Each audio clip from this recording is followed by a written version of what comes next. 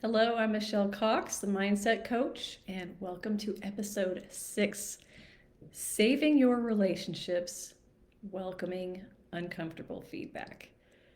This is a fun topic. Have you ever had children fighting, squabbling, and one of them might push the other one down, and the one who did the pushing says, well, it's your fault for getting hurt when the younger sibling is crying, and the one who should take some blame is just trying to push it all off on the one who got hurt, right? And we'll see that with kids. We'll see that with adults, unfortunately, where the adult might say something really unkind, and if the other person says, "Hey, that hurt," the one who said the unkind thing might try to say, "It's not my fault that you're so sensitive." So why do we do that? And I think it's really interesting to look at what our brains are doing. When we are in our kind of more survival part of our brain, that's the part of us that's developed first when we're born and is wired to protect us and keep us safe. And so I think if someone were to say something about our behavior and say, "Hey, I didn't like that. I don't appreciate that. That hurt my feelings," we might have a tendency towards going into that survival mode, that survival part of our brain, and say, "Wait a minute, this isn't okay to get feedback that I've done something wrong. Therefore, I'm going to go into fight mode or flight mode or freeze and not know how to take it at all." And so I think it's really interesting to take a look at what are we doing when we receive some sort of information that maybe puts us in a negative light or less than stellar, less than perfect. And why do we go into fight mode, which might be to become aggressive back and say, "Hey, look, it's your fault," or to go into flight mode when someone gives us some feedback and we say, "I'm a horrible person," and just totally retreat. And then if you're in freeze mode, you just completely shut down and you don't know what to do with that information at all. So when we are going into fight mode, we're getting angry at what someone has said to us, we're so less likely to look at things objectively, right? And I think same thing for flight mode. So in either case, when we are reacting and emotional and not taking into consideration the bigger picture, which takes the front part of our brain, which is the higher brain that develops later, and that's the part of our brain that's developing and as we age up until about age 25-ish, that part of our brain is becoming more nuanced and more fine-tuned. So when we notice that we're getting angry about someone's information that they have about us, something they're reflecting back to us, and we are getting angry about it. So that means that we are in our sympathetic response of fight, flight, freeze. So we're angry. We don't want to hear that feedback. We get defensive about it and maybe start telling them what they've done wrong. What's wrong about them? "Oh, yeah? So you wanted to give it to me? I can dish it back," right? You're going to throw a rock back at them. That's your nervous system. You're not telling yourself that you're safe when you receive information from someone else that could guide your behavior in a different way. So what we got to do, again, it's always like, you got to calm it down. You've got to calm your nervous system down. And if you're going to use my model that I've shown in other videos and workshops, where the cognitive behavioral model, when we think, "I shouldn't get feedback like this, I shouldn't be told that I'm imperfect and that I have done something that hurts someone else, therefore I'm going to be reactive to it. If I shouldn't get that kind of information from someone, then I'm going to be in my survival mode. I'm going to have my sympathetic nervous system activated when I receive it because I think this shouldn't happen." And then we're not going to listen to what they have to say. We're not going to consider that there might be some validity to it. We're not going to take it as a way to actually build closeness and real intimacy by getting feedback, learning from it, and actually applying it and bring it into our lives and bring it into your heart and say, "Okay, I can see that. That was really thoughtless of me. That was really inconsiderate. I can see how that would hurt you. So being able to say that kind of thing in response to this uncomfortable feedback takes being back here in the prefrontal cortex of your brain, the thinking, the reasoning, the analyzing, kind of the long-term consideration, of how this can improve my relationship if I'm allowing them to give me feedback. That all happens up here. We have to calm our nervous system down. We have to tell our body and our brain that we're okay. It's okay to get feedback. And now I'm not talking today at all about abusive feedback that someone might say, like personal attacks about yourself, your worth, even your looks. Like, I don't see any point in someone saying, hey, you're ugly. Like, that's not helpful. It would be maybe more helpful for someone who does have a hygiene issue to lovingly say, I just think it would be wonderful if you showered before you came to my house. You could set a boundary and say, look, if you want to come to my house, you do have to shower. That's just it. It's hot and sweaty, and everybody's having a hard time this summer. As we get into the hot weather, you can set a boundary, right? And especially if it's your own child. I'm going to teach you hygiene skills, and this is what we're going to do. I detect a pretty strong odor from your body. So this is what we're going to say. Every day after school, you're going to wash your hands, make sure they're clean, and every evening before bed, you're going to take a shower and you're going to be clean.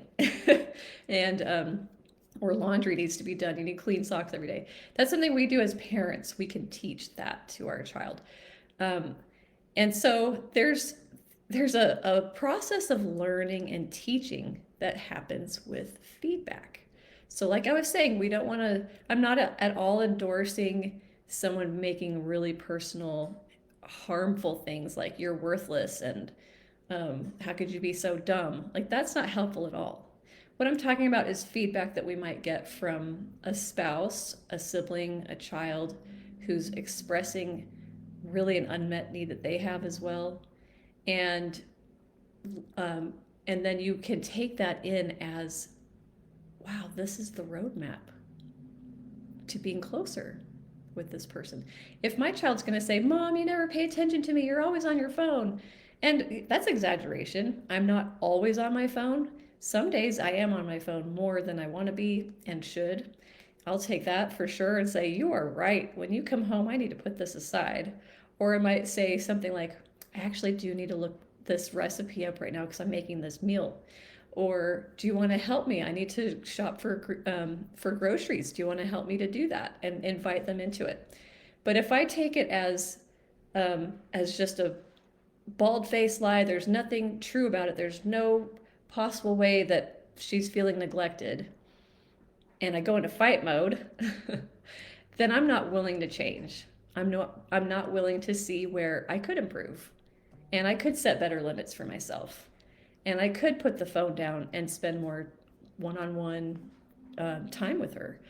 And so that's the power of welcoming uncomfortable feedback. It doesn't feel good. That's why I'm calling it uncomfortable, because it doesn't always feel good for someone to say, hey, it really hurt my feelings when you did this. And if we take it as, therefore, I'm a terrible person, we're never going to learn from it. So the thing we want to do is hold on to our worth. It never changes. No matter how we treat other people, that worth as a human being stays the same. So if we've made a mistake and we've yelled at our child, or we've been insensitive to our spouse, or we've forgotten a really important engagement with someone we care about, oh no, I was supposed to show up for this, baby shower or something, and you feel like, oh no, I've really blown it, I was supposed to be there. If you're willing to take your imperfection as a lesson of how to become a better person, how to look at what are the skills I need to improve. Maybe I do need to manage my time better so I don't forget things and I don't show up late or completely, miss something that's really important to someone in my life. When I'm willing to say to my child, you're feeling ignored. You need more attention. That's okay. It's okay for you to want more attention. You're allowed to do that. You're allowed to want me in your life. I'm your mom. So, therefore, let's make a plan. Let's do something fun. Let's set aside time together. Let's say that from this time to this time, after school till bedtime, we try to make that as phoneless as possible. Um, the way to embrace uncomfortable feedback is to say, it's okay for me to make mistakes. I still have my worth. And my child and my spouse and my friend and my sibling, my parent, whoever it is actually going to give me some really good golden information of how I can better interact with them, how I can show up in a healthier way that brings that feeling of safety to them as well. So I cannot create all over like full out feeling of safety in somebody else's nervous system. Their brain has to decide and accept that they're okay. So even if I just offered all my free time to my child and tried to give her so much attention, I can't control whether she takes that in and says, that's enough, I'm fulfilled now. I can't control that.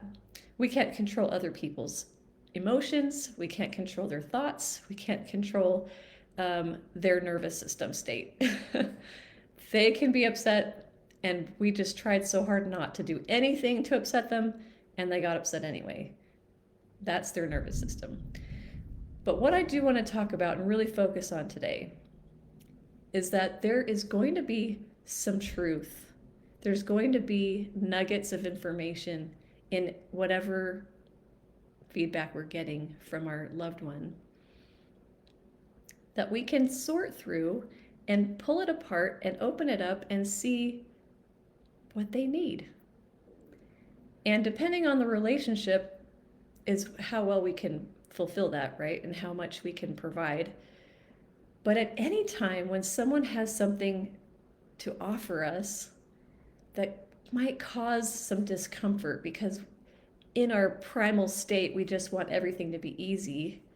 We don't want to have to get up and stretch and use our muscles. Sometimes we just want to sit there and be a lump. Just feed me grapes, right? Let me just veg out and not have to do it, expend any energy. So welcoming feedback is a mature thing to do. It takes that strength of will and character to calm the nervous system down when it starts to get upset about feedback and get defensive and try to push the blame on the person who's giving it, and become open and curious. We're more likely to do that when our body is calm and we are still. And when we have relaxed our body, relaxed our muscles, and we can sit and actually say, tell me more. I'm going to think about this. I'm going to really evaluate what you're sharing with me today. Thank you for sharing with me. You've got something really valuable to share and say to me, and I'd like to know what it is. Now, when you're willing to do that, you can rescue and save relationships from breaking. And it's also important to know that if there is a rupture in a relationship, that's not the big problem. If there's a break, that's not the big problem, because all relationships will have ruptures and breaks. It's how you respond to the break and the rupture and the tension that starts to build. That's the sign of whether you're going to make it in a marriage or in a relationship or not. So when you're willing to let your spouse tell you, I'm feeling neglected, I'm feeling unseen, I feel like you don't listen. You walk out of the room when I'm talking, you've tuned out. Wait a minute, I think I've heard this before. Yeah, and being willing to say, just let me know. I want to know. You matter more to me than preserving my sense of perfection. I haven't done anything wrong. You mean more than my being right. At the heart of welcoming uncomfortable feedback is that very point, is to care more about the person and their wellness, their well-being, than the comfort of feeling like I'm right all the time, which is not even true. It's a delusion that I'm always right. It's a total delusion that I never do anything wrong. I will always be making mistakes, little ones and bigger ones.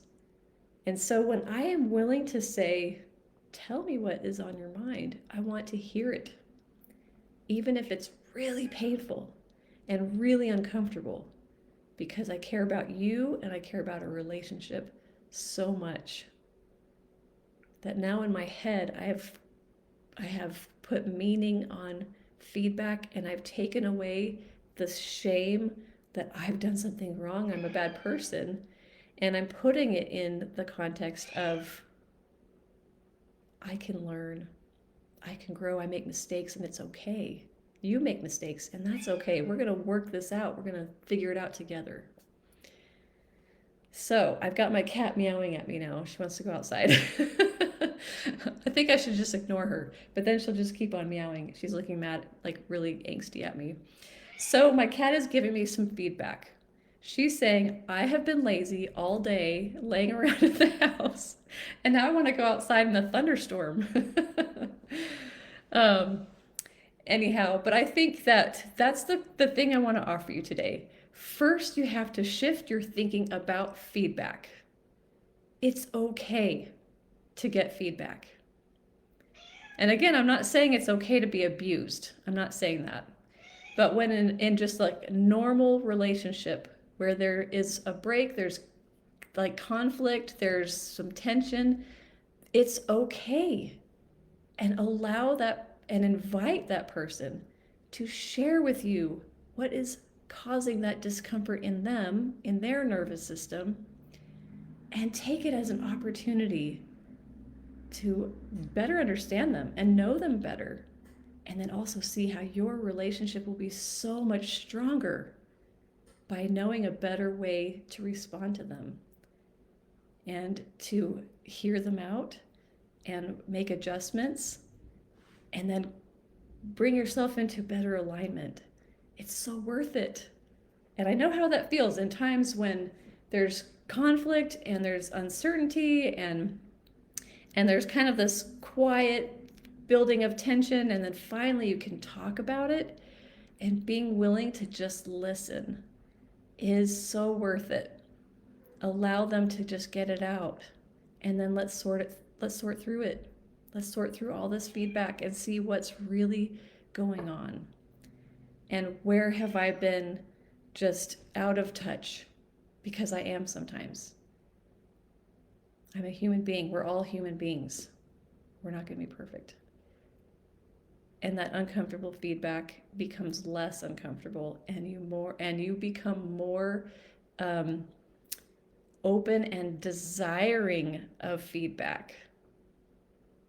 You don't go up to someone and say, just tell me everything that's wrong with me. I don't know that that's helpful either. But in these smaller instances,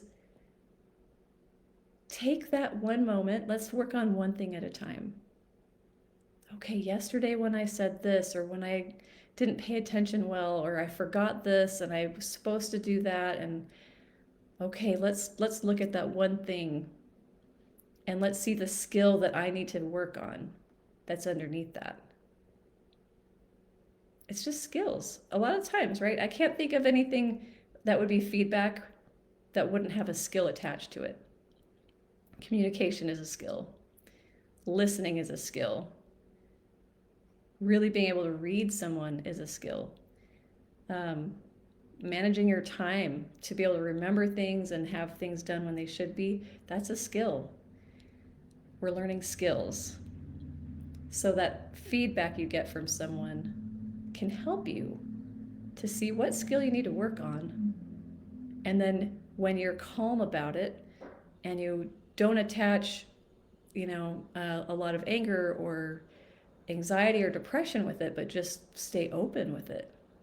Be neutral and just take it and listen. Then you are able to see how you can move forward, how you can improve, see how that relationship can be stronger. So I think that's all I have for today. Got this big storm outside, tornado watch, lots of fun, and my meowing cat. But I want you to take that to heart. Make feedback less scary. Make it okay. Make it more objective. And welcome it, because you know that at the other end of receiving feedback and then working on applying it is a stronger, healthier, and happier relationship. All right. Thanks so much, everybody. See you next week, Tuesdays at 2 Central for Let's Talk.